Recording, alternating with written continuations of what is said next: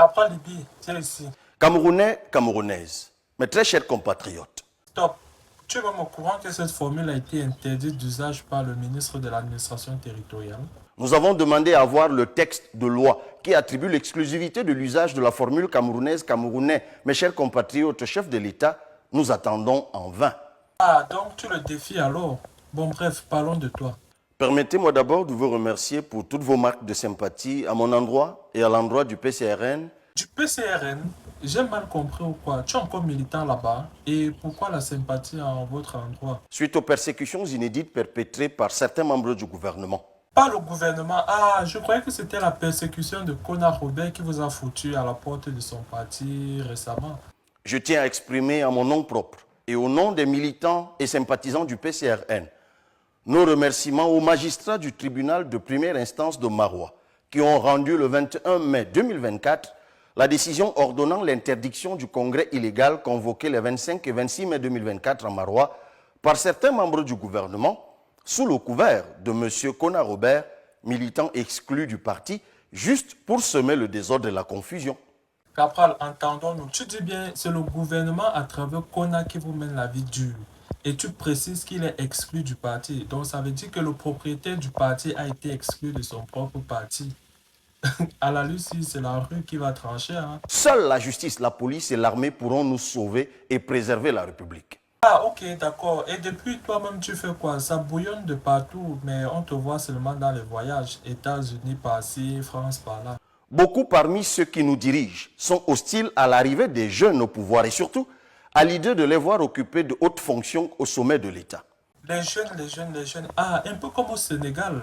Ils ne veulent pas de l'histoire actuelle du Sénégal avec de jeunes dirigeants, car pour eux, c'est un mauvais exemple. Non, je doute que ça soit un mauvais exemple. On a besoin de sang et de chair frais pour diriger le pays, pour diriger la République. Ils répètent, comme leur maître dissimulé, que le Cameroun, c'est le Cameroun, que le Cameroun n'est pas le Sénégal. Mais qu'ils sachent qu'on a qualifié le Cameroun de continent. Et donc, ce qui se passe ailleurs sur le continent va fatalement arriver au continent. Mes frères aussi, hein, mais ailleurs c'était possible parce qu'il y avait une forte mobilisation, sans pareil. Chez nous, il y a quoi? Ils ont endoctriné et fanatisé de nombreux jeunes que nous devons et que nous allons sortir de cet état.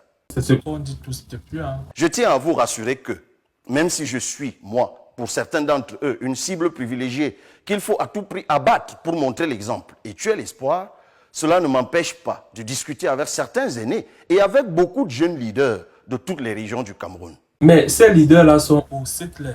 Agbor Bala, C'est l'avocat et spécialiste des droits de l'homme là, non? Giba Igaitama, C'est le journaliste, c'est celui qui a le mouvement des nordistes là. Rebecca Enonchan, On a toute puissance. Bon, intéressant. Abdourahmane Amadou, Je pense que lui aussi vient de se lancer en politique. Hein. Samuel Etofis. Samuel Eto'o, tu es sérieux là? Je te rappelle qu'il vient de renouveler son soutien à celui dont tu combats. Hein. Trouve autre chose. Je lance à nouveau un vibrant appel à la mutualisation à tous les promoteurs de plateformes politiques. Ceux qui me suivent et moi-même, nous continuerons à faire notre part pour que ce vœu de mutualisation se réalise en 2025. Tous vous parlez de mutualisation, mais personne ne va vers l'autre, donc parlons d'autre chose. Je veux m'adresser spécialement au président de la République. Ok, d'accord, on t'écoute.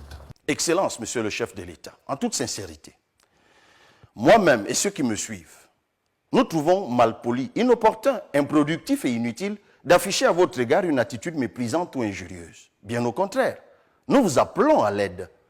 Fort de la grâce de votre grand âge et de votre longue expérience au sommet de l'État, nous comptons sur la respectabilité de votre statut de patriarche dans notre nation.